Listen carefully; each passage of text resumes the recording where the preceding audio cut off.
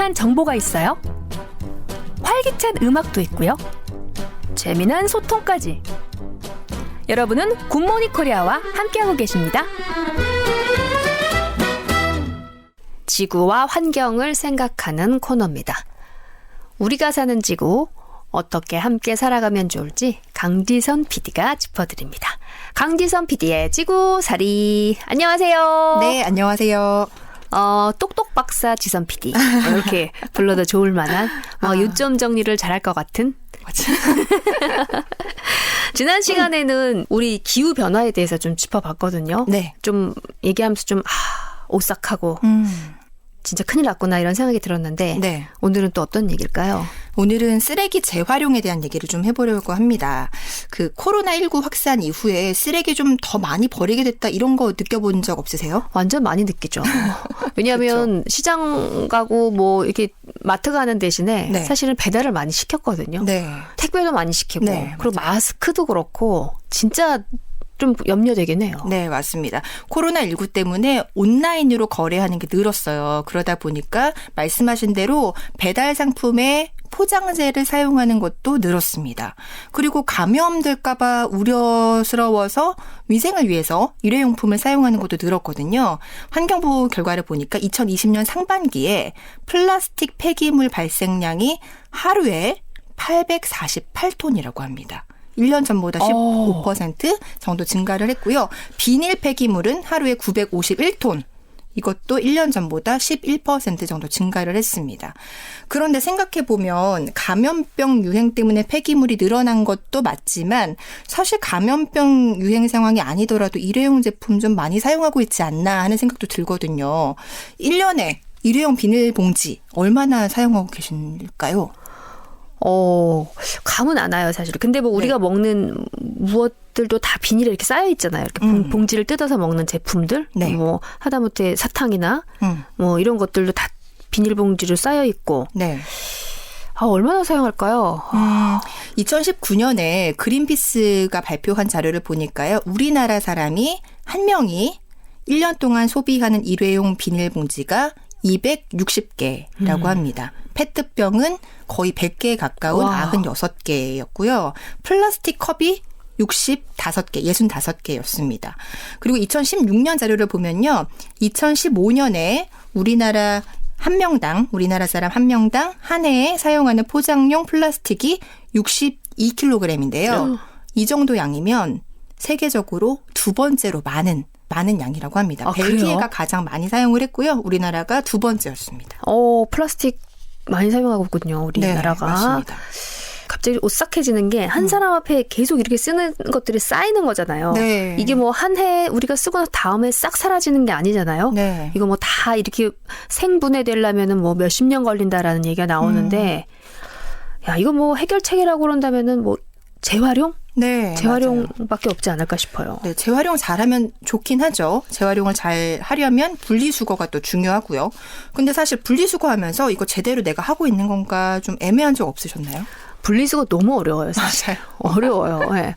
종이도 그렇고 비닐도 그렇고 네. 뭐 특히 라면 먹은 이런 용기 같은 것들, 네. 그런 것들도 뭐 된다 안 된다 얘기도 많고, 제품도 보면은 뭐 비닐 위에 뭐가 붙어 있거나 네. 뭐 플라스틱에 뭐가 붙어 있거나 이럴 때 이거 다 떼갖고 해야 되는 건가? 사실 헷갈릴 때 많아요. 네, 너무 애매한 게 많죠. 네. 쓰레기 분리수거가 귀찮고 어떻게 분리할지 헷갈리기도 하는데 그런데도 하는 이유는 우리가 환경을 위해서 하는 거잖아요. 근데 이렇게 재활용을 하기 위해서 분리수거를 하면 다 재활용이 되겠지 생각을 하고 있지만 실제로 재활용되는 비율이 매우 낮습니다.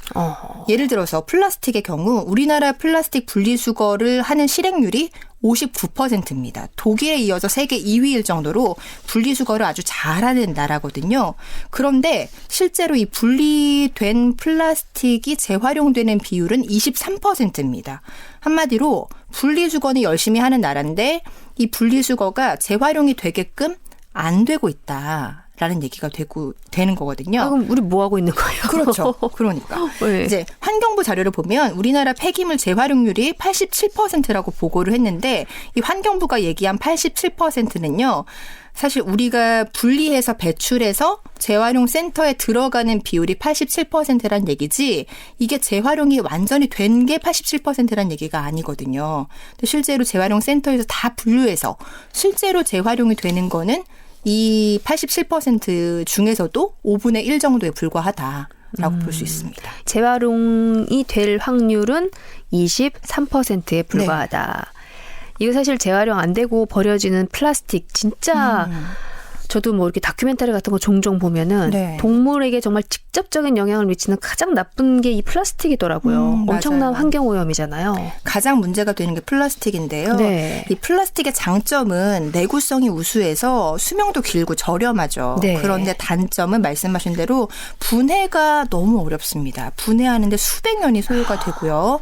그리고 재활용도 잘 안 돼서 대부분 뭐 매립지에 매립하거나 바다에 버려지거나 소각장에서 처리가 되는데 이렇게 되는 것도 또 문제인 거예요. 매립을 하면 생분해가 안 됩니다. 그러다 보니까 작은 조각인 미세 플라스틱이 되기도 하고요. 소각을 하게 되면 발암 물질이 나와요. 아, 그러네요. 그리고 온실가스가 나옵니다. 그리고 오염물질을 통제하는 장치도 있긴 한데 이걸로도 오염물질을 완전히 제거는 안 된다고 해요. 그래서 대기로 다 방출이 되는 거죠. 그러니까 플라스틱 폐기물은 어떻게든 생태계에 남아서 미세먼지가 되든 식수가 되든 식품이 되든 우리 몸에 흡수가 되는 상황이라고 볼 수 있습니다. 그리고 우리나라 바다에서 발견되는 쓰레기 중에서 82%가 이 일회용 플라스틱 폐기물이라고 해요. 네. 2017년부터 우리나라 연근해에서 폐사한 거북이 40여 마리를 부검했더니 20마리가 플라스틱을 삼켜서 죽었다고 합니다. 어머, 절반이. 오늘부터 정말 우리가 플라스틱 쓰지 맙시다. 네. 라고 외쳐야 될 것 같은데 네. 일단 그러면 분리수거하는 방법? 네. 뭐 좀 있으면 좀 알려주세요. 제일 좋은 건 플라스틱 생산이나 사용을 줄이는 게 가장 이상적이고요. 만약에 썼다면 잘 분리해서 재활용을 많이 할 수 있도록 해주는 게 중요하겠죠. 네. 플라스틱 재활용하는 거는 다들 아실 것 같아요. 일단은 뭐 혼합이 되어 있는지 재질이 어떤 재질인지 확인을 해서 오염물질이 있으면은 씻고 상표는 제거하고 그리고 내용물 비워서 헹궈서 말려서 찌그러뜨려서 부피를 줄여서 배출을 한다. 이거고요. 특히 무색의 페트병은 굉장히 좀 유용하게 재활용이 된다고 해요. 그래서 섬유나 부직포 이런 고품질의 재활용이 가능하기 때문에 무색 페트병을 잘 분리해 주는 게 중요하고요. 투명한 거 말하는 거죠. 그렇죠. 예. 네. 색깔이 없는 거. 네, 우리 보통 생수병 이런 네, 것들. 맞습니다. 예. 그리고 플라스틱 외에도 택배로 온 종이 상자 같은 거 버릴 때 그냥 버리시는 분들이 있으신데 그렇게 하면 안 되고 이제 테이프 예. 떼줘야 되고요. 그렇죠. 송장 번호 다 떼주셔야 됩니다. 이렇게 해서 그래서 쫙 펴야 되고. 펴서 배출을 하는 거고 저도 달력을 버리다 보니까 달력이 종이라고 그냥 버리면 안 되겠더라고요. 스프링이 있잖아요. 맞아요. 예. 이런 거 다 제거를 해서 버려야만 종이가 재활용이 됩니다. 그리고 뭐 에어캡이라고 하는데요. 뽁뽁이. 네. 네, 볼록볼록하게 나와 있는 이거는 비닐로 분리 배출이 가능하고요. 우유값이 안쪽이 코팅이 돼 있어요. 그렇죠. 그래서 예. 네, 우유값은 일반 종이가 아닙니다. 아, 그래요? 네. 그래서 이제 주민센터마다 좀 다르긴 한데 일반 쓰레기로 종량제 봉투에 배출을 하시거나 아니면 주민센터에서 교환해 주는 곳이 있으니까 재활용 휴지나 뭐 키친타월 이런 걸로 교환해 주는 경우가 있거든요. 네네. 따로 분리를 하시는 게 좋습니다. 아, 그러고 보니까 저희도 우유값 모으는 데가 따로 있어요. 예. 네. 맞아요. 근데 저 종종 그냥 종이 일반 쓰레기는 아니고 저는 왜 닦는다고 닦아서 잘 말려서 이렇게 다 터갖고 네. 종이에다 버렸거든요. 네, 이게 애매해요. 잘못 버렸네요. 맞아요. 예, 잘못 버렸네요. 이 종이가 좀 종이인지 우유값이 뭐 이게 좀 헷갈리시는 분들이 있어갖고 이제 지금 환경부에서 준비하는 내용을 보면요. 종이팩 포장재를 분리 배출하기 편하게 하기 위해서 종이팩이라고 쓰지 않고 뭐 일반 팩, 멸균 팩 이렇게 구분해서 표시를 한다고 해요. 일반 팩이라고 하면 지금 말씀드린 우유값 같은 게 일반 팩이고요. 멸균 팩은 종이로 되어 있는데 안에 이제 알루미늄으로 되어 있는 거 있잖아요.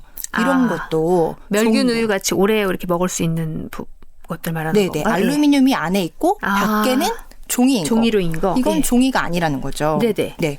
그래서 우유값도 그렇고 이 멸균팩도 그렇고 따로따로 분리를 할 수 있도록 제도를 준비하고 있다고 합니다. 이 밖에도 분리수거할 때 애매한 것들 진짜 많거든요. 네, 맞아요. 재활용품인 줄 알았는데 사실은 재활용이 안 되는 것들이 많습니다. 이런 것들은 그냥 종량제 봉투에 담아야 하는데요. 일회용 숟가락, 포크, 빨대 이런 거는 너무 작아서 선별하기가 어렵다고 해요. 그래서 일반 쓰레기로 배출을 하기도 하고요. 그리고 플라스틱 아더라고 표현이 되어 있는 것들이 있는데 예를 들면 뭐 즉석밥 용기 같은 거에 플라스틱 아더라고 표시가 되어 있는 경우가 있어요. 이런 경우는 일반 쓰레기입니다. 아, 그래요? 네. 영수증은 어떻게 될까요? 영수증 저는 일반 쓰레기로 버리거든요. 맞아요. 네. 종이가 아닙니다. 이 영수증은 화학 성분이 들어간 특수한 종이이기 때문에 종이가 아니라 일반 쓰레기로 버리셔야 되고요. 볼펜, 가위 이런 거 플라스틱 같지만 실리콘, 나일론 이런 것들이 혼합되어 있기 때문에 재활용이 불가능합니다. 일반 쓰레기. 네. 그러니까 하나하나 품목마다 다 다르기 때문에 좀 애매하다 그러면 찾아보시는 게 제일 좋습니다. 맞아요. 한국환경공단 애플리케이션, 내 손 안에 분리배출 이런 애플리케이션도 있고요. 환경부가 구축한 홈페이지 중에 자원순환 실천 플랫폼이라는 홈페이지가 있어요. 이런 홈페이지를 찾아보셔도 되고 아니면 우리 동네 그 전국 시도 홈페이지에서도 재활용 도우미라고 검색을 하면 분리배출 규정에 대한 내용들이 나와 있으니까요. 애매한 것들 그냥 버리지 마시고 되도록이면 찾아보고 제대로 분리를 해서 재활용이 잘 되도록 하는 게 좋을 것 같습니다. 예, 계속해서 사실 이거를 분리수거 작업을 해야 되기 때문에 네. 한번 저도 찾아봐야 되겠어요. 제대로. 네. 그래서 한 장 정도 이렇게 딱 출력을 해서 벽에 붙여놓는다던가. 좋죠. 네. 예, 그러니까 내 손 안에 분리배출 한국환경공단 앱이 있고요. 네. 그다음에 전국 시도 홈페이지 재활용 도우미도 있고 네. 또 환경부에서 구축한 자원순환 실천 플랫폼. 네. 한번 저도 잘 한번 봐야겠습니다. 네. 기왕 했는데 이게 재활용이 되면 좋잖아요. 귀찮은 네. 걸 참고 했는데 재활용 안 되면 뭐하러 분리수거를 하겠어요. 그러니까 맞아요. 재활용이 될 수 있게끔 분리수거하는 거 꼭 지켜주셨으면 합니다. 맞아요. 그리고 플라스틱을 배출하는 나라 중에서 우리나라 거의 지금 2위라고 한다고 하니까 네. 플라스틱 줄이기. 우리 다 함께 당장이라도 플라스틱을 끊을 수 있는 방법을 좀 생각해 봐야 되겠어요. 네. 자, 강지선 PD의 지구살이 오늘 함께했습니다. 감사합니다. 네, 고맙습니다. 문자들 막 들어오고 있어요. 우유값 늘 종이박스에 같이 버렸는데 지난주에 이어 반성합니다. 오늘 새롭게 알았다고 6075님. 1114님은 벌금 시행해야 됩니다. 아파트에 분리배출 잘 안 되고 있습니다. 또 8581님 반성하겠습니다. 분리수거 잘하겠습니다. 이렇게 해주셨어요. 또 일회용품 플라스틱 제품 소비국 1위 2위 이게 바로 편리한 배달의 모순입니다. 2599님 맞아요. 5429님은 그래도 재활용과 분리수거 잘하고 계시다고 주셨고요. 6038님은 집에서 재활용 담당이신데 되도록이면 배달보다는 직접 가서 사오는 걸로 하신대요. 이러면 사실 좋은데. 또 8055님 경비 업무 중에 분리수거 중요한 업무인데요. 재활용 수거장을 쓰레기장으로 생각하는 분들이 있습니다. 그러네요. 제대로 배출 안 하고 그냥 막 섞어서 지금 애청자분들 중에서는 그런 분들 안 계실 거예요. 8921님 생수는 무조건 무라벨 띠가 없는 걸로 주문하고 있습니다. 라벨이 없으니까 분리수거도 엄청 쉬워요. 요즘 그렇게들 나오더라고요. 그 텀블러 꼭 가지고 다니고 있습니다. 배달 음식 시키지 않고 포장해 와요. 가서 그릇 가지고 갑니다. 야, 좋다.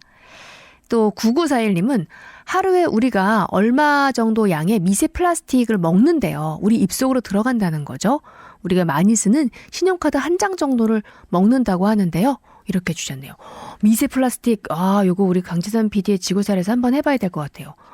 저도 이렇게 막 언뜻 찾아봤더니 일주일에 5g 이렇게 먹는데요. 이게 볼펜 하나, 그 다음에 신용카드 한 장, 요 정도 미세 플라스틱을 우리가 먹고 있는 거고 바다 오염도 이로 인해 심각하고 우리 몸에 쌓였을 때 직접적인 영향도 분명히 미치고 있고 우리가 쓰는 무슨 화장품 이런 거부터 미세 플라스틱이 있거든요. 감사합니다.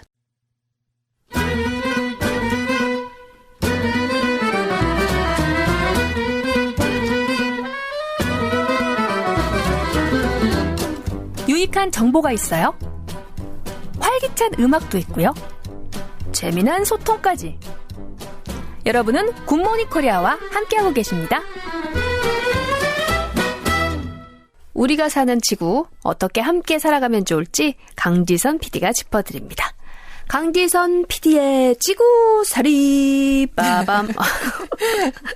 안녕하세요. 네, 안녕하세요. 네, 저는 사실 쭉 보고 있으니까 안녕하세요 하기 좀 쑥스럽긴 한데 청취자 여러분들은 모습을 볼 수 없었으니. 그렇죠. 네. 네. 지금 인사드리는 거죠. 네네.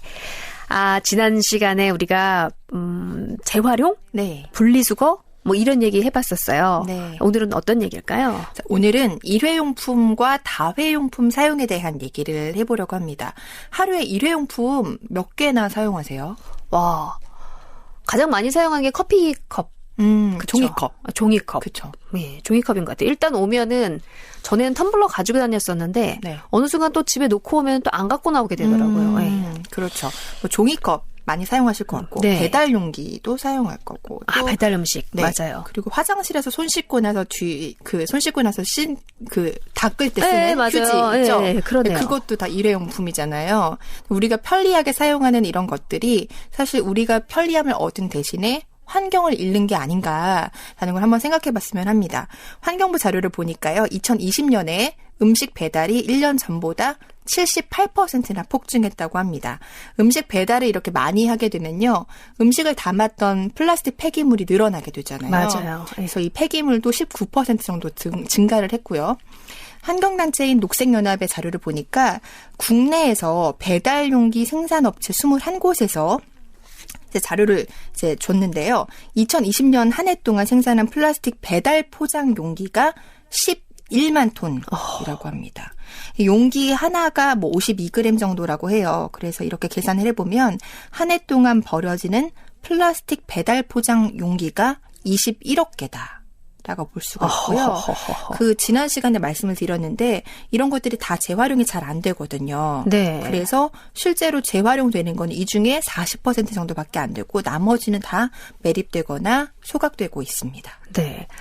지난 시간에 우리나라가 그 플라스틱을 사용하는 그 순위를 봤을 때 거의 뭐 세계 2위였는데 네. 코로나로 인해서 배달 음식을 먹는 일들도 사실 더 많아졌고요. 외식보다. 네. 뭐 그래서 일회용품 더 많이 사용하게 된 건 아닌가 이런 생각이 들거든요. 네, 맞아요. 온라인으로 주문하고 네. 또 배달하는 시스템이 코로나19 확산으로 우리가 좀 더 많이 활성화가 됐잖아요. 네네. 그런데 사실 이렇게 온라인으로 주문하고 배달을 했을 때 꼭 일회용품만 써야 할까에 대해서는 한번 생각해 볼 필요가 있을 것 같아요. 예전에 중국 음식점에서 중국 음식을 시켜 먹을 때 있잖아요. 짜장면, 짬뽕 주문하면 일회용 그릇에 안 오고 맞아요. 플라스틱으로 된 다회용 그릇에 배달이 됐어요. 맞아요. 그래서 그걸 다 먹고 나면 다 먹은 그 빈 그릇을 문 앞에 두죠. 네네, 그러면 맞아요. 배달하는 분이 다시 가져가서 씻어서 다른 손님한테 또 제공을 한단 말이에요. 예전엔 그랬어요. 그랬네요. 네. 근데 그게 무슨 추억처럼 돼버렸는데 그렇게 해서 하는 게 좋을 것 같긴 한데 일단 뭐 편리하니까 일회용 사용 뭐 이렇게 되는 부분이겠죠. 네, 맞습니다. 뭐 코로나19 때문에 위생 문제 때문에 일회용기를 사용하게 되기도 했고요. 더 큰 원인이라고 하면 배달 시스템이 발전을 했습니다. 예전에는 음식점에서 배달원을 고용을 해서 맞아요. 배달과 회수를 시키고요. 아니면 음식 점주가 하기도 했죠. 그러고 나서 이제 월급을 지급하는 시스템이었어요. 맞아요. 저희도 짜장면집 아저씨 직접 오셨었어요. 중국점 아저씨. 그렇죠. 예. 그런데 지금은 배달 대행 시장이 형성이 돼서 배달을 하는 한 건당 임금을 지급받는 게 좀 일반적인 상황이 됐고요. 그러다 보니까 음식 점주 입장에서는 배달비 한 건을 지불하면서 뭐 그릇까지 회수해 와라라고 요청할 수가 없고 맞아요. 그렇다고 회수해 오는 것까지 배달비를 2번 지급하자니 돈이 많이 들고 배달원을 직접 고용하자니 배달 대행보다는 비용이 더 들고 손님들도 잘 배달 앱 어플리케이션을 쓰니까 맞아요. 예. 잘 안 찾아오게 되고 이런 문제가 생기는 거죠. 그럼 이거 뭐 어떻게 방법이 있을까요? 근데 식당에서는 사실 그냥 일반 그릇을 쓰는 것을 꺼려할 것 같긴 하거든요. 네. 그런데 다회용 배달 용기를 사용하는 사업이 추진이 되고 있습니다. 어허. 서울시 강남구 일대 음식점 60여 곳에서 시범 사업에 참여를 했었는데요. 배달을 하거나 포장을 할 때 소비자가 원한다면 일회용기가 아니라 다회용기를 사용할 수 있도록 사업을 추진하고 있습니다. 네. 이 경우에는 소비자가 다회용기 음식을 담아갈게요라고 선택을 하면 사용료로 1,000원을 지불합니다. 그리고 음식이 스테인리스로 된 다회용기에 제공이 되고요. 음식을 다 먹고 나서 스마트폰으로 이 가방에 부착된 QR코드를 찍어요. 그러면 이 그릇을 씻는 세척 업체가 그릇을 회수해 갑니다. 그래서 이 업체가 다 세척하고 살균 소독해서 다시 음식점에 반납을 하면 또 이 그릇이 다시 사용이 되는 거죠. 그러니까 한마디로 세척하고 재공급하는 업체는 따로 있고 네. 음식점은 음식을 계속 제공을 하고 네. 이 여기에 드는 비용 1,000원을 소비자가 부담을 하는 거죠. 이렇게 해서 다회용 배달 용기를 사용하는 사업이 추진이 되고 있습니다. 좋긴 한데 사실 소비자 입장에서 돈이 더 드니까요. 그죠. 네. 예. 그래도 편하고 그냥 받고 그냥 끝나면 되는데 내가 또 뭘 해갖고 또 뭐 QR코드를 찍어야 되고 앞에 놔야 되고 뭐 이러니까. 네. 사실 이거 좀 어렵겠는데요. 근데 생각해보면요. 1,000원이 뭐 좀 비싼 금액일 수도 있지만 사실 우리가 다 일회용기를 씻어서 세척해서 분리배출하고 이런 수고나 문 앞에 두면서 QR코드를 찍어서 업체가 찾아가게끔 하는 거나 생각해보면 노력에 비해서는 사실 환경을 살리는 이득이 더 크지 않을까 하는 생각도 들어요. 맞아요. 예. 그러니까 네. 크게 큰 그림으로 보면은 사실은 우리가 다 이렇게 하는 게 네. 맞는 거죠. 예. 그렇죠. 그래서 우리가 방송을 하고 있는 거고. 그런 것 같아요. 네. 일회용 컵도 이렇게 좀 하는 업체들이 있는데요. 텀블러 사용. 네. 개인 텀블러를 사용하는 것도 좋지만 만약에 못 갖고 갔는데 네. 카페에서 음료를 마셔야 돼요. 근데 일회용 컵을 사용을 안 하고 싶어요. 이렇게 됐을 때 다회용 컵을 사용할 수가 있잖아요. 네. 근데 한 프랜차이즈 카페에서는 일회용 컵 없애기를 추진을 하고 있습니다. 그래서 제주도에서 시작을 했는데 이것도 마찬가지로 컵 보증금을 1,000원을 함께 냅니다. 음료값과 함께. 그리고 나서 음료를 다 마시고 나서 소비자가 스스로 이 그릇을 컵을 헹궈서 다시 반납을 해요. 그러면 아까 줬던 그 보증금, 컵 보증금 1,000원은 다시 돌려주는 형태로 네. 일회용 컵을 사용을 좀 줄이자라는 운동을 하고 있습니다. 좋네요. 제가 아는 커피집 사장님도 네.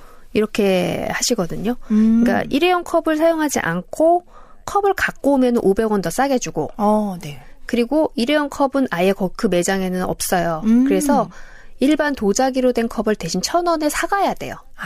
근데 이제 거기 뭐 마크도 넣고 이래서 굉장히 싼 가격이죠. 1,000원이면 컵을 하나 얻을 수 있으니까. 네네. 근데 그 사장님 입장에서는 원가가 더 비싸대요, 훨씬. 근데 또 컵의 원가가 비싼데 컵의 원가가 1,000원이 넘죠. 1,700원인가 이런데 그럼에도 불구하고 이제 그 일회용품을 쓰지 않겠다.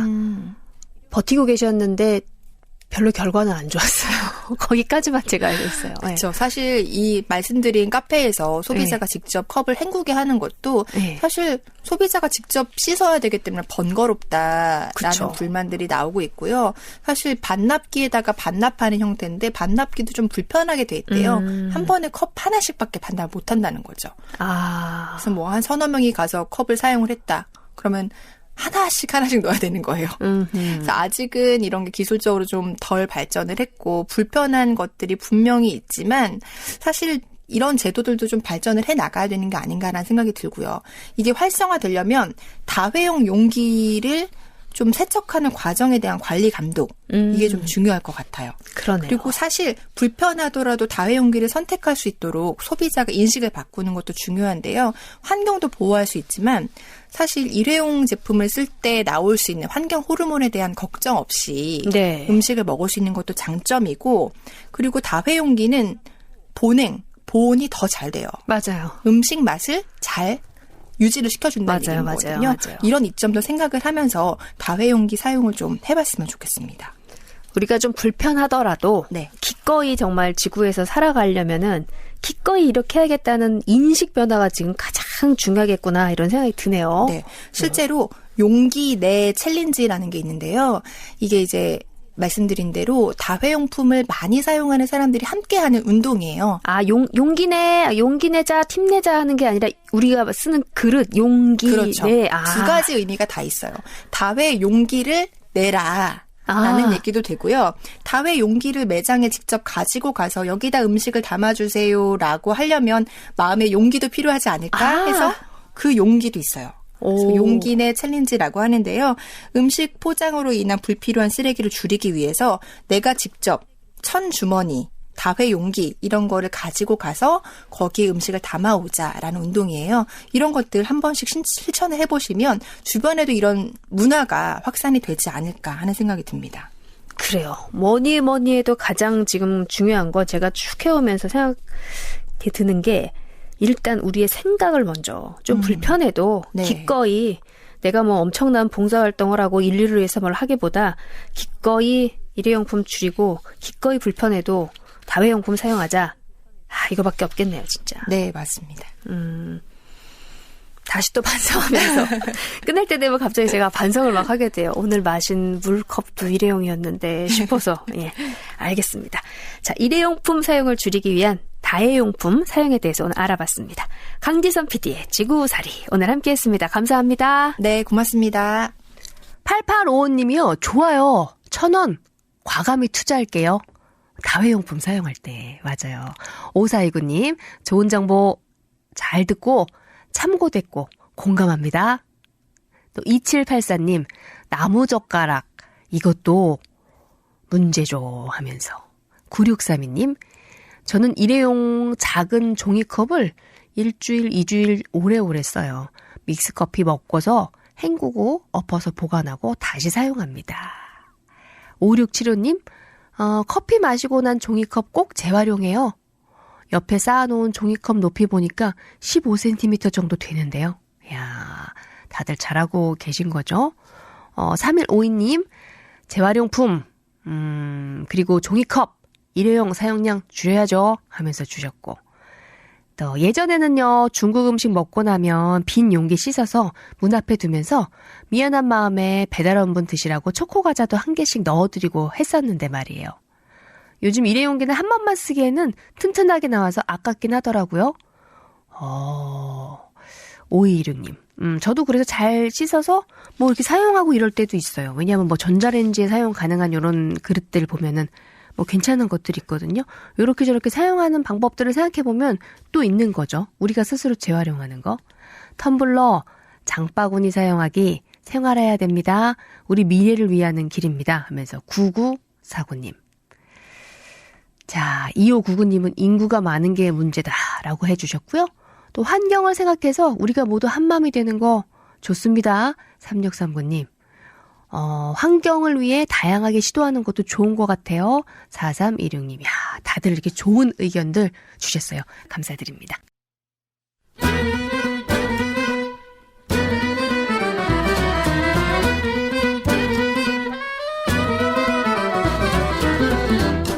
유익한 정보가 있어요. 활기찬 음악도 있고요. 재미난 소통까지. 여러분은 굿모닝 코리아와 함께하고 계십니다. 지구와 환경을 생각하는 코너입니다. 우리가 사는 지구 어떻게 함께 살아가면 좋을지 강지선 PD가 짚어드립니다.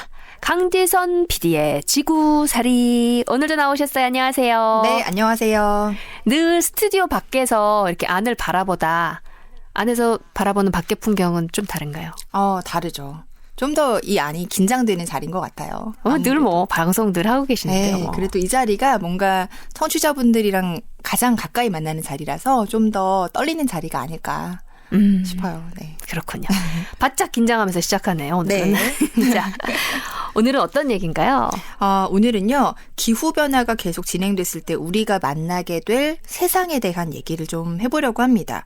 만약에 탄소 배출을 줄이려는 노력이 좀 부족했다거나 우리가 대처를 너무 늦게 해서 기후위기가 계속 진행이 된다면 현실적으로 어떤 변화가 있을까요? 사실 만약이 아니라 그렇게 그렇죠. 되고 있는 거죠. 네, 현실이 예. 그렇죠. 네. 그렇게 되고 있는데 네. 확 바뀌는 것들? 네.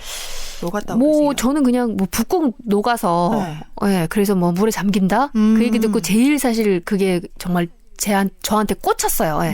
물에 뉴욕시가 뭐 잠길 수도 있다. 음. 이러면 일단 뭐 살기가 힘들어지는 거죠. 모든 그렇죠. 게 다. 우리가 예. 살 수 있는 땅이 좁아지는 문제도 있죠. 근데 이제 더 와닿는 얘기를 좀 해보자면요. 우리가 지금은 쉽게 구하는 물건들이 쉽게 얻을 수 있는 사치품이 될 수도 있습니다. 아, 먹을거리. 네, 예를 들면요. 초콜릿은 뭐 마트, 편의점 쉽게 구할 수 있잖아요. 그런데 이 초콜릿 가격이 굉장히 비싸져서 구하기 어려운 음식이 될 가능성이 있습니다. 2013년에 옥스퍼드 대학교에서 연구한 결과를 보니까요. 지구 기온이 2도 이상 상승을 하게 되면 가나같이 코코아를 재배하는 곳에서 카카오를 더 이상 키울 수 없게 된다고 합니다. 예전에 아주 과거에는 카카오라는 게 왕족을 위한 사치품이었거든요. 네. 그때 시절로 돌아가서 초콜릿은 굉장히 부유한 사람이 아니면 먹을 수 없을 만큼 희귀하고 사치스러운 물건이 될 수 있다라는 그래요? 얘기고요. 이 더운 나라에서 키우는 거라서 저는 그래도 뭐 네. 그럴 줄 알았더니 그게 아니군요. 그렇죠. 뿐만 아니라 커피도 마찬가지로 지금 뭐 일상적으로 한두 잔 마시는데 이것도 사치품이 돼서 많은 사람들이 이 커피를 즐길 수 없게 될 수 있다 합니다. 2015년 연구를 보면요. 2050년까지 전 세계 커피 재배지의 절반이 사라질 위기에 처했다고 하고요. 마찬가지로 향신료. 뭐 음식에 넣는 향신료가 굉장히 다양한데 이것도 마트에서 구할 수가 없어진대요. 예를 들어서 마다가스카르에서는 최근 몇 년 사이에 바닐라 생산이 급감했거든요. 그러다 보니까 바닐라 가격이 은보다 비싸진 적도 있었다고 합니다. 이렇게 가격이 오르면서 우리가 일상적으로 필수품으로 사용했던 물건들이 희소한 물품, 사치품으로 바뀔 수 있는 가능성이 있습니다. 아하. 제가 좋아하는 커피, 쪼꼬, 예, 그렇죠. 이거 못 먹게 될 수도 있다는 거네요. 네, 맞습니다. 야, 이것뿐만이 아니라 뭐 그러면은 우리가 먹는 먹을거리, 음식 문화가 달라질 수도 있겠어요. 네. 이 사치품이 된다라는 거 외에도 우리가 음식을 대하는 어떤 인식도 바뀔 수가 있는데요. 유엔 식량농업기구의 자료를 보니까 전 세계 쇠고기 생산에 드는 온실가스 배출량이 인도 전체 온실가스 배출량과 맞먹을 정도로 많다고 해요. 이렇게 쇠고기를 생산할 때 온실가스가 많이 배출되다 보니까 사람들이 점차 육류 섭취는 줄이는 게 좋지 이렇게 생각을 하게 될 거란 말이죠. 네. 이 생각이 점점 심해지면 육류 섭취는 부적절하다 이렇게 바뀌어서 마치 나중에는 흡연하는 것처럼 고기 먹는 건 흡연하는 것처럼 사회적으로 좀 부적절하다 이렇게 여겨지게 되는 문화가 생길 수 있다고 합니다. 어허. 그래서 한 연구원은 이런 얘기를 했어요. 나중에는 햄버거를 먹는 게 친구들과 즐기기에 부적합한 일로 여겨질 수 있다. 이렇게 얘기를 했거든요. 나쁜 짓을 하는 것처럼. 그렇죠. 어허. 해로운 거예요. 뭐 우리 모두를 위해 하지 말아야 될 거예요. 이렇게 여겨질 수 있다라는 겁니다. 또 다른 가능성도 있는데요. 탄소 배출을 줄이기 위해서 국가에서 육류 자체에 세금을 과하게 부과할 가능성도 있다고 합니다. 뭐 고기를 생산하면서 온실가스를 많이 배출하고 오염도 시키고 서식지도 파괴하고 이런 영향들이 많다 보니까 육류에 세금을 많이 부과를 해서 육류 가격이 오르게 하고 그러면 고기 자체도 사치품이 될 수 있다. 이런 가능성도 있습니다. 맛있는 고기마저 네. 먹을 수 없을 수도 있다. 그리고 네. 인식 자체가 완전 바뀔 수도 있다. 그렇죠. 너 친구랑 햄버거 먹었니? 어머. 이렇게 여겨질 수 있다는 거죠. 슬프네요. 고기 맛있는데. 그러니까요. 그럼 고기 대신 뭐 채소나 과일을 더 선호하게 되겠네요. 네, 어쩔 수 없이 채소나 과일을 구입하는 사람도 늘 수 있겠지만 사실 농산물이 자라는 환경도 달라질 겁니다. 온실가스 배출이 지금처럼 계속되면 21세기 중반 이후에는 우리나라 자연 환경이 굉장히 많이 달라지는데요. 이러다 보면 작물이 자라는 지역, 생산지도 달라지게 되고 우리나라에서 나던 농산물이 더 이상 우리나라에서 재배할 수 없게 되기도 해요. 예를 들면 한반도에서 사과 재배지가 사라질 가능성이 있다고 하고요. 감귤은 보통 제주도에서 난다고 알고 계실 텐데 네. 강원도에서 재배를 할 수 있다고 합니다. 실제로 감귤이 지금은 뭐 전남, 경남에서도 재배를 하고 있다고 하고요. 사과가 주산지인 대구 지역에서의 사과 생산은 감소하고 있다라고 합니다. 어허. 그러니까 약간 온도가 올라가면서 생기는 네. 변화들로 왜 우리 뭐 아열대 기후로 바뀌는 것 같아 뭐 이런 얘기들 많이 하는데 네, 맞아요. 실질적으로 이제 뭐 채소나 과일까지도 영향을 미치게 되네요. 네, 맞습니다. 아. 일단 뭐 우리나라에서 재배하던 걸 못 먹게 되니까 다른 나라에서 재배하던 걸 먹을 수 있지 않을까 이런 생각도 하실 것 같아요. 수입 맞아요. 그렇죠. 수입산이 우리나라에서 이제 만날 수 있는 우리나라 생산하는 과일이 될 수도 있는데 예를 들면 열대 과일로 알려진 바나나는 뭐 지금 제주도에 이어서 해남, 포항 그리고 강원도 삼척에서도 재배를 하고 있다고 합니다. 오. 그리고 제주도 남부 지역에서는 아열대 과수로 알려진 체리나 애플망고, 패션프루트 이런 과일들도 재배하기 시작했습니다. 이 마냥 좋아할 수만은 없는 네. 그렇죠? 온도가 이렇게 올라가면서 생기는 변화들이기 때문에 네, 맞습니다. 좀 염려는 되네요.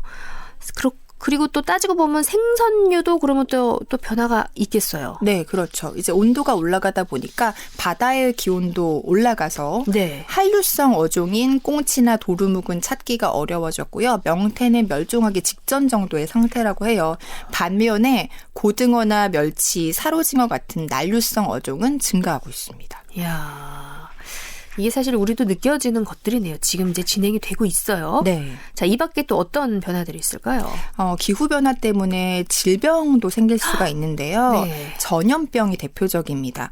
모기나 진드기 같은 해충이 많이 발생하다 보니까 감염병이 급증하게 됩니다. 감염병을 옮기는 게 보통 모기라고 잘 알려져 있는데 네. 모기가 27% 증가하고요. 그밖에 뭐 진드기, 말벌, 매미충 이런 곤충이 증가하는 것도 예측이 되고 있습니다. 실제로 4년 동안의 기록을 보니까 얼룩 날개 모기는 이전보다 4배 증가했고 흰줄 순모기도 3배 이상 증가를 했습니다. 또 기온이 1도 오를 때마다 말라리아 같은 감염병이 증가하고 뭐 살모넬라나 장염, 비브리오 같은 식중독도 증가합니다. 이야, 질병까지도 더 많아질 수 있다. 네. 자, 이렇듯 많은 변화를 주고 있는데 뭐 우리 일상 생활도 그러면 물론 영향을 많이 미치겠어요? 네. 봄에는 보통 벚꽃 개화하는 시기를 날씨 예보 때 알려주는 거 좀 기억해 보시면 생각나실 것 같아요. 네. 근데 해마다 벚꽃이 개화하는 시기가 예년보다 빨라졌습니다라는 이런 얘기들을 많이 하거든요. 맞아요. 네. 실제로 2090년이 되면요. 벚꽃이 개화하는 시기는 지금보다 11일 정도 더 빨라질 거라고 하고요. 또 허리케인도 사실 적도 부근에서 발생하는 뭐 커다란 태풍이다 이렇게 생각하시면 될 텐데 이 허리케인도 적도 부근에서만 발생하는 게 아니라 중위도 우리나라가 포함된 허리케인이 보통 발생하지 않는 지역에서도 더 큰 범위로 더 강하게 형성될 가능성도 예측이 됐습니다. 중위도에는 보통 우리나라를 포함해서 뉴욕, 베이징, 보스톤, 도쿄 같은 거대한 그 인구 밀집 지역들이 포함이 돼 있기 때문에 이런 지역에서 더 자주 더 크게 허리케인이 발생한다는 것은 굉장히 위험하다는 얘기인 거거든요. 네. 그러니까 여러 가지로 평범한 일상을 되찾으려면 기후 위기를 막기 위한 우리의 관심과 노력이 지속적으로 필요한 상태입니다. 아하. 온난화로 인한 여러 가지 변화들. 초콜릿도 못 먹고 커피도 사치품이 될 수 있고 고기 먹는 것도 두려워하게 되고 뭐 채소 과일 값도 늘어나게 되고 뭐 재배 지역 달라지고 이만저만 문제가 아니네요. 네, 그렇습니다. 지금부터 오늘 사실 텀블러를 가져왔는데 잘하셨네요. 네. 근데 차에 놓고 올렸어. 예. 습관을 들여야 되는 것 네, 같아요. 아침에 챙겨갖고 나왔는데 네. 그냥 놓고 내린 거예요. 그렇죠. 꼭 실천을 하겠습니다. 네. 강지선 PD의 지구살이 오늘 함께했습니다. 감사합니다. 네, 고맙습니다. 9840님이 문자 주셨어요. 덕분에 환경에 대해서 많이 배우고 있습니다. PD님, 환경에 대해서 공부 많이 했습니다. 하면서 9840님 이렇게 또 주셨네요. 먹을거리 그렇게 될 수 있다니 서글퍼집니다. 지구를 살립시다. 여러분, 지구를 살립시다. 8581님. 아침마다 커피 한 잔 여유가 소소한데 우리의 일상생활이 사라지게 될 수 있다니. 저는 사실 채식주의자거든요. 하면서 1785님. 작년부터 우리 아들도 전기차 위주로 생각을 하고 있더라고요. 생활의 작은 일상들, 우리가 코로나로 고생하듯이 작은 것부터 실천해서 환경이 파괴되는 걸 막아야겠습니다. 이렇게 해주셨어요. 또 9941님도 대체 식량들이 지금 많이 나오고 있다고. 줄기세포를 이용한 배양류, 또 채소를 이용한 고기가 현재 만들어지고 있는 상황입니다. 이렇게 또 주셨네요. 또 6685님, 자연을 원 상태로 돌리려는 노력, 그리고 지구가 지금보다 더 이상 나빠지지 않도록 보호하려는 노력 필요합니다. 맞아요. 맞아요. 지금 사실 조금 늦었다고 생각할 수도 있겠지만 지금 모두 노력해야 되지 않을까 싶네요.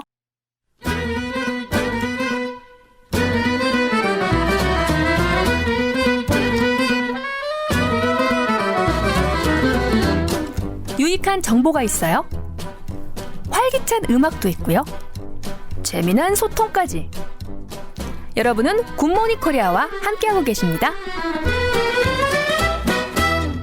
지구와 환경을 생각하는 코너입니다. 우리가 사는 지구 어떻게 함께 살아가면 좋을지 강지선 PD가 짚어드립니다. 강지선 PD의 지구살이. 안녕하세요. 네, 안녕하세요. 오늘은 오렌지 빛깔 스웨터를 입고 나오셨어요. 네, 상큼한가요? 네, 봄 같아요, 봄. 봄 느낌? 네, 봄이 와야 되니까요, 이제. 네. 맞아요.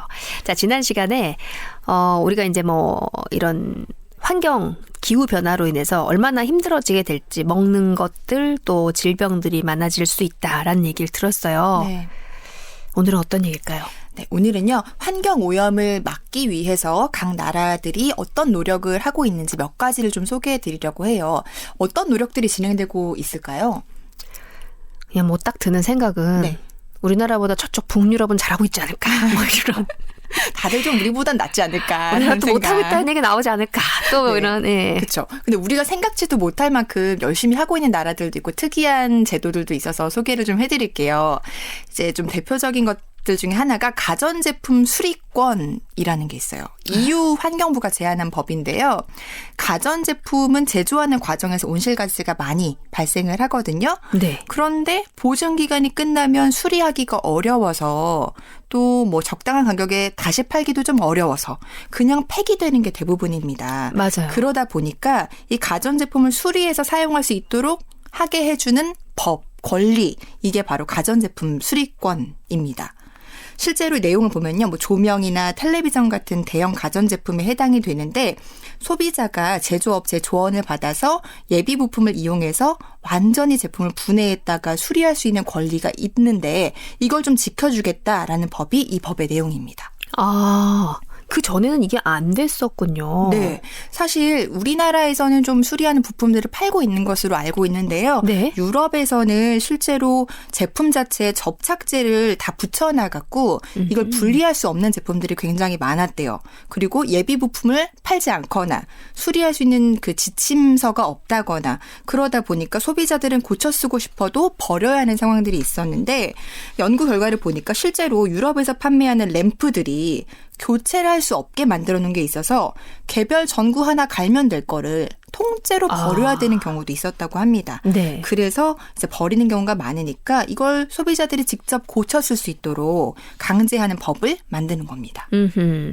사실 자동차에도 부품들 뭐 그런 거 보면 많이 있거든요. 네. 이 전체를 다 갈아야 되는 것들. 그러니까 이런 것들도 조금씩 뭔가 이제 변화가 생기면 도움이 되겠네요. 네, 맞습니다. 근데 오래된 거 버리고 뭐 어떻게 보면은 에너지율 높은 거 사는 게 더 낫지 않나? 전 뭐 그런 생각할 때도 있거든요. 네, 맞아요. 새로 나온 것들은 되도록 뭐 에너지 효율이 좋게 만드는 경향들이 있기 때문에 새 거 사는 게 더 좋지 않을까라는 생각을 할 수도 있는데 사실 새로운 걸 만드는 데 드는 탄소 배출이 상당하다라는 걸 좀 기억을 해보셔야 될 것 같아요.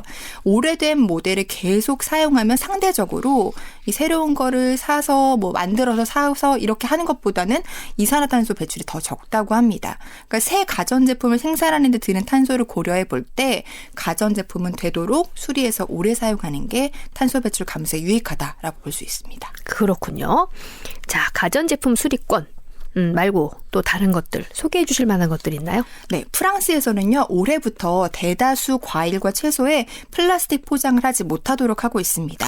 이게 좋은 것 같아요. 네, 오이나 오렌지, 레몬 이런 30개 품목을 지정을 했는데요. 프랑스의 과일이나 야채 중에 3분의 1은 플라스틱에 포장이 돼서 이제 나오고 있는데 이걸 금지하게 되면 해마다 10억 개 이상의 일회용 플라스틱 소비가 감소될 것으로 예상이 됩니다. 이번에 그 금지하지 않는 품목들이 있는데 잘라서 판매하는 거 혹은 가공한 품목, 아주 크기가 작거나 손상이 쉬운 거는 금지하는 것에서 목록에서 제외를 했지만 2026년까지는 플라스틱 포장을 더 많이 이제 사용하지 못하도록 그 품목들을 늘려간다고 해요. 그래서 2026년 말 이후에는 딸기까지도 플라스틱 포장을 못하도록 할 계획입니다. 딸기는 그래도 지켜줘야 될 것 같은데. 그러니까요. 사실 이제 말랑말랑 해갖고 다치지 않을까 싶은 것까지도 이제 플라스틱 사용은 일회용으로 하지 못하도록 할 계획입니다. 지난번에도 말씀드렸지만 뭐 코로나 이후에 사실 온라인이나 뭐 이런 온라인 장들 보게 되면은 굉장히 정말 포장이 잘 돼서 와요. 네, 근데 너무 맞습니다. 심하게 정말 조그마한 거 하나까지 다 이렇게 플라스틱에 쌓여 있는 경우들이 있는데 네. 이거 좀 우리도 좀 시행해도 좋지 않을까. 네, 맞습니다. 이런 생각이 들어요. 근데 반면에 또 뭐 불만도 있겠죠. 그렇죠. 이제 뭐 사용하는 걸 일회용품을 사용하시는 분들은 비위생적인 걸 좀 막고 싶다라는 네. 그런 바람들도 있으신 것 같아요. 근데 프랑스는 이런 소비자들이 조금 더 이 규제에 익숙해질 수 있도록 단계적으로 시행을 하고 있습니다. 그래서 2016년에는 플라스틱 봉투를 무상으로 제공하는 걸 금지하겠다 이렇게 시작을 해서요. 플라스틱 그릇이나 컵을 판매하지 못하도록 2020년에 또 추가로 규제를 했고 이제 2022년 올해에는 말씀드린 대로 과일, 채소, 플라스틱 포장 못하게 하는 것과 함께 레스토랑이나 술집에서 일회용 플라스틱에 담긴 물을 판매하지 못하도록 합니다. 무료로 식수를 제공하도록 하고 있고요. 배달 서비스에서 사용한 음식이 담겨 있던 그 용기는 반드시 재사용하거나 수거해라. 라고 시행을 하고 있고요. 과일이나 야채에 붙어있는 스티커 아시죠? 네. 근데 이거는 생분해될 수 있는 거 혹은 친환경 소재로 만든 거 아니면 스티커를 직접 붙이지 못하도록 금지를 하고 있습니다. 그러네요. 사실 과도하게 일회용 플라스틱 물 사용하는 경우도 많이 있거든요. 네, 집에서 맞습니다. 물병 이렇게 닦아서 써도 되는데 요즘 워낙 저렴하게 나오니까 네. 그냥 쓰는 경우 있는데 이것도 또 저도 또 동의를 하고 네. 또 반성을 하게 됩니다. 네. 프랑스에서는요. 근데 이제 올해에 금지한 이 제도로 끝나는 게 아니라 앞으로 더 추가적으로 규제를 한다고 해요. 좀 눈에 띄는 걸 보니까요. 2024년에는 미세 플라스틱을 포함하는 의료용품을 판매하는 걸 금지하겠다라고 했고요. 2025년에는 새로 나온 세탁기에서 플라스틱 미세 섬유 필터를 장치하는 거를 의무적으로 만들겠다. 그리고 물로 씻어내는 화장품들 있잖아요. 샴푸 같은 거. 네. 여기에는 미세 플라스틱이 함유되지 못하도록 하겠다. 이런 제도들을 추가적으로 이제 계속 해마다 늘려나가는 거죠. 그래서 2040년까지 일회용 플라스틱 사용과 판매를 전면적으로 금지하겠다는 목표를 세웠습니다. 네. 저도 이제 조금씩 관심을 갖게 되다 보니까 미세 플라스틱 찾아봤더니 이게 정말 심각하더라고요. 네. 네, 우리가 진짜 먹고 있거든요. 미세 플라스틱을. 우리 네. 몸에 쌓이고 있는데 자, 우리나라는 그러면 어떤 변화들을 시행하고 있을까요? 우리나라도 제도가 있긴 한데요. 사실 프랑스에 비해서는 조금 제도들이 소극적이지 않나 하는 생각이 듭니다. 우리나라에서 사용되는 그 카페에서 사용되는 일회용 컵이 한 해에 28억 개라고 해요. 28억 개. 네. 게다가 종이컵 카페에서 주는 거 보면 안쪽에 비닐 코팅이 돼 있어서 재활용되기가 굉장히 어렵거든요. 네. 이런 문제점들이 있습니다. 그래서 우리나라도 일회용품 줄이기 위한 제도들을 시행하고 있는데 올해 6월부터 프랜차이즈 카페나 패스트푸드점에서는 일회용 컵에 담긴 음료를 구입할 때 반드시 보증금 300원을 지불하게 할 예정입니다. 맞아요. 저도 봤어요, 이거. 네, 그리고 일회용 컵을 다시 반납하면 보증금을 반환해 주는 제도입니다. 좀 불편하긴 하겠지만 필요한 제도라는 생각이 드는데 예전에도 사실 이거 보증금제 있지 않았나요? 네, 맞아요. 2003년에 있었거든요. 근데 5년 만에 실패했어요. 그때 문제가 됐던 거는 반납하는 방법이 불편해서 회수율이 40%에 그쳤던 거거든요. 그래서 이번에는 회수율과 재활용률을 높일 수 있도록 개선을 했습니다. 그래서 이번에는 네. 소비자가 일회용 컵을 반납할 때 구매했던 업체가 아니더라도 이 보증금제를 적용하고 있는 어떤 가게에든 돌려주면 보증금을 줍니다. 그러니까 한마디로 길거리를 가다가 그냥 방치된 그 일회용 컵이 있다. 네. 이거를 보증금제가 적용되는 가게에 갖다 주면 다시 보증금을 내가 받을 수 있는 거죠. 이건 더 훨씬 좋네요. 네. 전에는 사실 그 내가 산 그 매장에 그 일회용 컵을 가져다 줘야 되니까 사실은 좀 실효성이 없었거든요. 그렇죠. 다시 돌아가야 되니까. 네, 그게 좋아졌고요. 근데 사실 이게 버려진 컵을 이렇게 갖다 주면은 300원이 생긴다라고 생각하면 악용하는 사람들도 있을 수 있거든요. 어떻게요? 뭐 중복해서 반환을 한다거나 아니면 가짜로 컵을 제조를 해서 어머. 갖다 주는 거죠. 그럼 300원이 계속 생기는 거잖아요. 네, 이런 것들을 방지하기 위해서 컵에 바코드를 부착할 계획이라고 합니다. 얘 일이 보통 일이 아니군요. 네. 그러고 보니까. 그래서 사실 그 일회용품 종이컵을 만드는 비용이 더 저렴하니까 네. 300원을 얻고 더 저렴한 비용으로 종이컵을 많이 만들어 갖고 가짜로 갖다 주면은 이득을 보는 사람들이 생길 수가 있다 그럴 수 보니까 있겠네요. 네, 예. 바코드를 부착할 계획이고요. 그리고 그 가게에 갖다 주는 것 외에도 지하철역 같은 데에다가 무인 회수기도 설치할 계획이라고 해요. 그리고 일회용 컵 자체도 규격을 표준화해서 수거할 때 편의성을 좀 높이고 재활용률도 높일 계획입니다. 더불어서 우리도 프랑스처럼 뭔가 어떤 좀 강력한 규제가 있으면 그래도 좀 더 잘하지 않을까요? 네. 내년부터는 식당에서 일회용 물티슈를 제공할 때 플라스틱 재질로 된 일회용 물티슈는 제공하지 못하도록 우리나라에서도 할 계획이라고 해요. 근데 한 가지 아쉬운 거는 가정용 물티슈는 제품에 대해서 어떤 규제가 없습니다. 아하. 그러니까 레스토랑에 판매하는 것만 그렇게 제공이 된다는 게 좀 아쉽고요. 2024년부터는 축산물이나 수산물을 포장하는 데 드는 랩 있잖아요. 네. 이 랩 재질의 포장재도 사용을 못하도록 할 계획이고요. 대신에 이제 비슷한 성능을 가진 재활용이 쉬운 제품으로 대체할 수 있도록 유도할 계획입니다. 네. 근데 아직도 조금 프랑스 제도랑 비교를 해보면 미세 플라스틱 퇴출하려고 필터 사용을 의무화한다거나 이런 제도들에 비해서는 우리나라 규제가 아직 많이 부족하지 않나 하는 생각이 듭니다. 이거 또 밀리네요. 우리가 또 잘못하고 있는 부분들. 이런 거는 좀 밀리면 안 되는데요. 반성할 것도 반성해야죠. 네. 자, 각 나라와 단체들 우리 모두 참여가 더 필요하지 않을까 싶어요. 네, 사실 우리가 일상에서 손쉽게 사용하고 버리는 것들이 우리가 평생 사는 동안 썩지 않는다고 해요. 생분해되는 데 걸리는 시간을 보니까 스티로폼 컵이 50년이 걸리고요. 기저귀나 플라스틱 병에 450년이 걸린다고 해요. 450년. 그러니까 우리가 죽고 나서 우리 자손이 대대손손 태어나고 죽고를 몇 번 거듭하는 동안에도 내가 버린 게 썩지 않는다는 얘기거든요. 그래서 플라스틱 사용과 폐기뿐만 아니라 뭐 탄소 배출을 줄이려는 행동들, 우리 일상생활의 작은 부분까지 돌아보고 기후 위기나 지구 환경 문제에 얼마나 적극적으로 참여하고 있는지 목소리를 내고 함께 행동했으면 하는 바람입니다. 네, 내가 버린 빈 물통 하나가 450년 동안 지구를 괴롭힌다. 네. 요거 좀 잘 기억을 하겠습니다. 자, 강지선 PD의 지구살이 오늘 함께했습니다. 감사합니다. 네, 고맙습니다. 4546님이 이렇게 주셨어요. 세계 플라스틱 생산량 우리가 5, 6위는 될 텐데 빨리 좀 변해야겠습니다. 맞아요. 예. 5148님, 한 번 산 물건 관리해서 오래 쓸 수 있는 것도 중요하죠. 일회용품 가능하면 종이로 사용하고 환경 생각하면서 살아야 할 것 같습니다. 일회용품 가능하면 안 쓰면 좋죠. 또 저는 아주 작은 실천으로 배달할 때 일회용 수저 필요 없다고 주문 넣어요. 이런 것도 환경에 도움이 되겠죠? 6494님. 그럼요. 예, 저도 해요. 그래서 일회용 수저 뭐 이런 거 필요 없습니다. 한번 이렇게 하면서 또 뿌듯함을 느끼게 되고요. 치솟는 물가에 언젠가부터 일회용품 줄이기 또 하고 있고 폐건전지 잘 쓰고 버리기 나름 실천하고 있습니다. 얼마 전에 우리 딸도 지구를 지킨다면서 텀블러를 들고 다니더라고요. 1785님. 어우, 뿌듯한데요. 우리나라 가전제품 AS 엄청 친절하고 잘해줘요. 이것도 자랑스럽습니다. 8581님. 그럼요.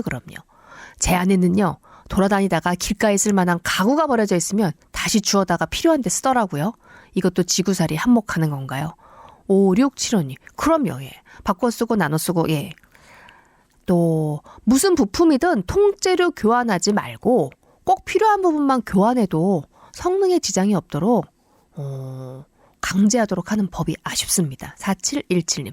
이제 그런 쪽으로 점점 더 가고 있는 거죠. 8745님. 환경에 좋다 해서 전기차 신청했는데 언제 출고될까요? 이렇게 주셨어요. 야, 이 밖에도 4546님 등등등 많은 분들 참여해 주셨어요.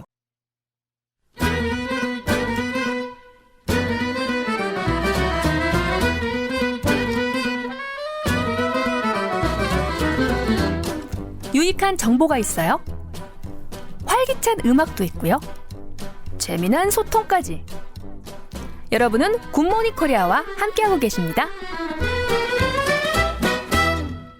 지구와 환경을 생각하는 코너입니다. 우리가 사는 지구, 어떻게 함께 살아가면 좋을지 강지선 PD가 짚어드립니다. 강지선 PD의 지구살이 나오셨습니다. 안녕하세요. 네, 안녕하세요. 강지선입니다. 예, 오늘도 경쾌한 그 하이힐 소리?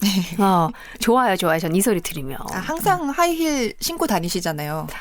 왜 근데 이제 저뿐만이 아니라 서서히 내려오게 되더라고요. 아무래도 조금 예. 긴장이 되죠. 힐을 신으면. 네.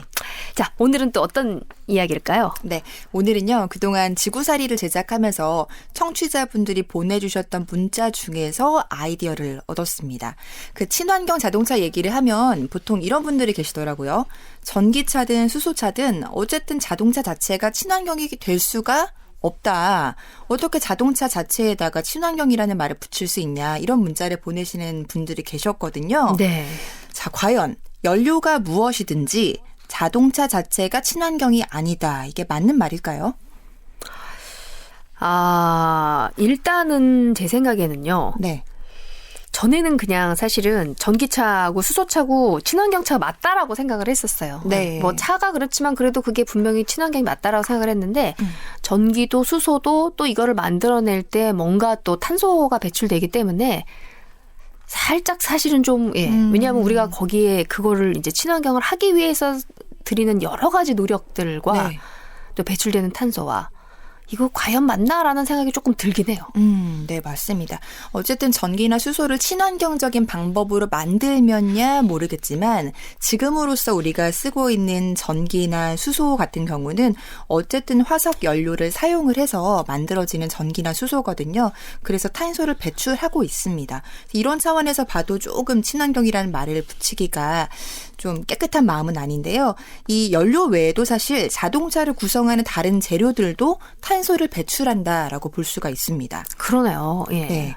먼저 어떤 재료들이 있는지 살펴보자면 네네. 철 얘기를 해볼게요. 자동차에는 강철이 쓰이죠. 네. 자동차 외에 뭐 냉장고에도 쓰이고 네. 공장의 기계에도 쓰이고 이렇게 많이 쓰이는 이유가 철은 열을 가하면 모양을 다양하게 만들 수 있고요. 저렴하고 내구성이 좋고 무한히 재활용할 수 있다는 장점이 있습니다. 그런데 이 철을 만들 때도 이산화탄소가 다량으로 발생을 합니다. 당연히 뭔가 나오겠지 생각했는데 다량으로. 네. 이 철을 만드는 화학 반응에서 탄소가 나오는 건데요. 철을 만들 때 철광석에다가 탄소를 주입을 해요. 네. 그렇게 되면 강철이 만들어지는데 강철만 만들어지는 게 아니라 이산화탄소도 만들어집니다. 그러니까 강철을 1톤을 만들었다. 그러면 이산화탄소가 1.8톤이 만들어지는 겁니다. 어머, 강철은 1톤 만들어지는데 네. 이산화탄소는 1.8톤이 배출된다고요? 네, 더 많이 나오는 그럼 거죠. 탄소가 더 많이 배출되는 거예요? 맞습니다.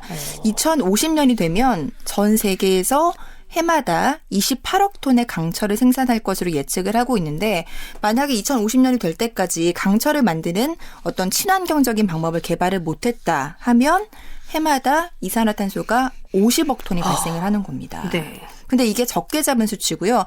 그러니까 단순하게 화학 반응을 통해서 나오는 정도가 이 정도고 사실 뭐 철광석이랑 탄소를 뭐 합하고 여러 가지 공장을 돌리고 하면은 에너지가 드니까 네. 여기서 쓰이는 그 에너지를 만들면서 나오는 이산화탄소는 계산하지 않은 게 50억 톤이거든요. 그러네요. 그러니까 강철 만드느라고 이산화탄소가 나오는 양은 50억 톤 이상이다라고 볼 수 있습니다. 이야, 이렇게 사실 따지면 다른 것들도 만들어질 때 다 탄소가 나오게 되는 거네요. 네, 맞습니다. 다른 재료를 살펴보자면 자동차에 플라스틱 굉장히 많거든요. 네. 예를 들면 뭐 대시보드도 있고 범퍼, 범퍼, 예. 네, 그리고 시트의 몰딩도 그렇고 이 자동차에 쓰이는 플라스틱은 굉장히 많지만 차량 연비에는 굉장히 좋은 재료라고 해요. 미국 화학협회에서 2019년에 조사한 자료를 보니까 자동차에 쓰이는 플라스틱의 부피는 전체의 절반 정도를 차지할 정도로 굉장히 많다고 합니다. 하지만 무게는 전체 무게의 10% 수준으로 굉장히 가벼워서 연비 향상에 굉장히 좋은 재료다. 라고 밝혔는데요. 하지만 이 플라스틱을 만들 때도 탄소가 배출이 됩니다. 플라스틱을 만들 때 화석 연료를 정제해서 만들게 되는데 이때 이산화탄소가 발생을 하고 이 이산화탄소의 절반은 플라스틱에 남고 절반 정도가 배출이 됩니다.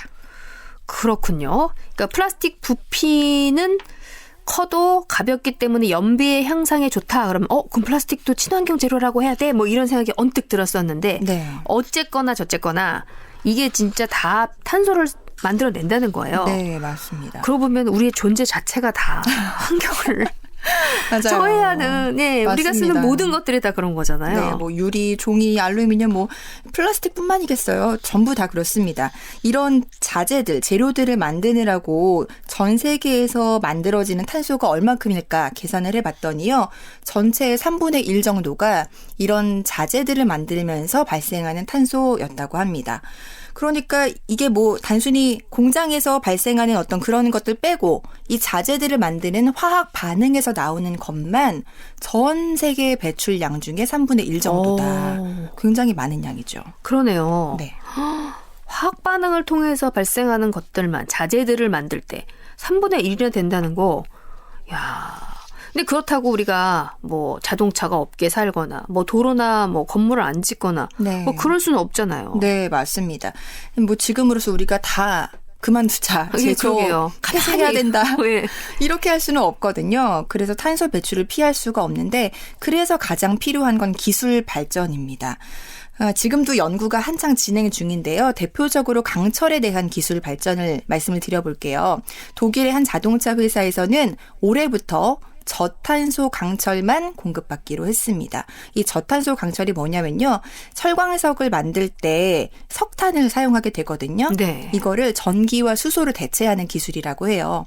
이렇게 해서 탄소를 좀 적게 배출하는 강철을 만들어서 이 강철들을 자동차 만드는 데 사용하겠다라는 거고요. 또 다른 회사에서는 2021년에 모터쇼에서 한 신기한 그 자동차를 공개를 했거든요. 이 자동차는 재활용될 수 있는 소재, 지속 가능한 소재로만 만들어진 차량이었습니다.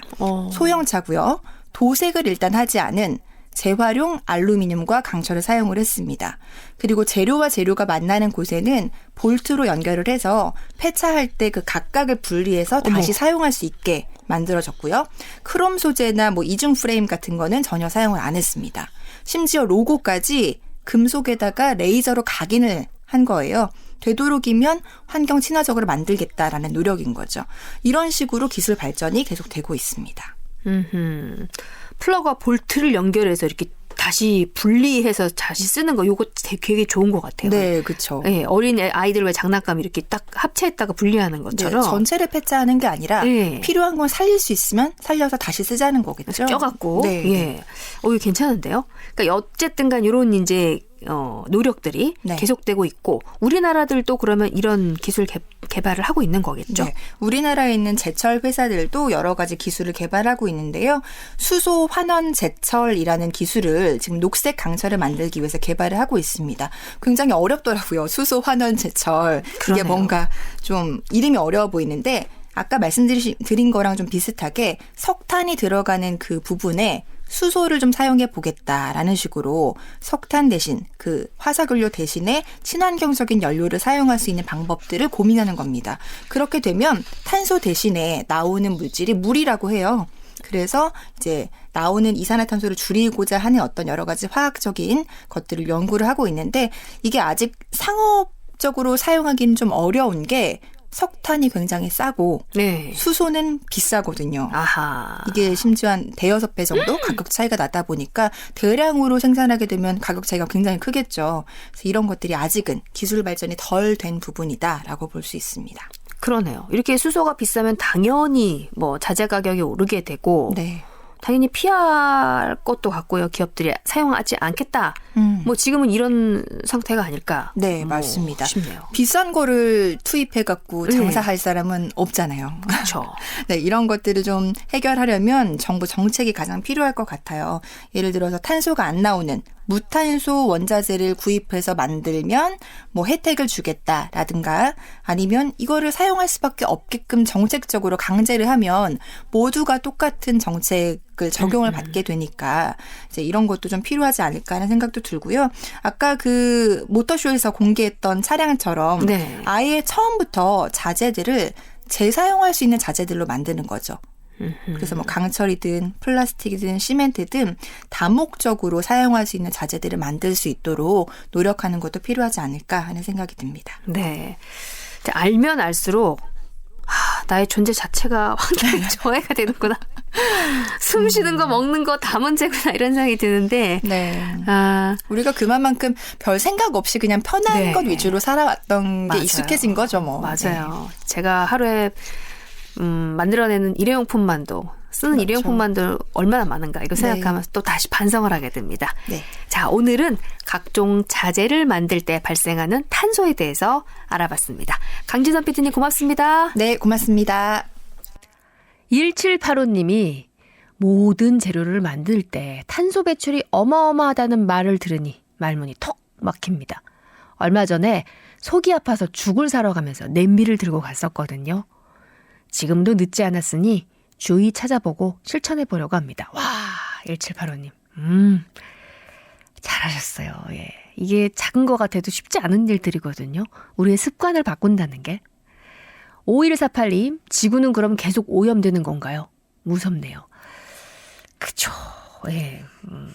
반성하고, 빨리 우리가 정말, 나부터, 예. 나부터 좀 잘해봐야지. 2958님도 맞아요. 좋은 정보 감사해요. 이렇게 주셨고 2599님은 근데 왜 경유차만 잡는 거요?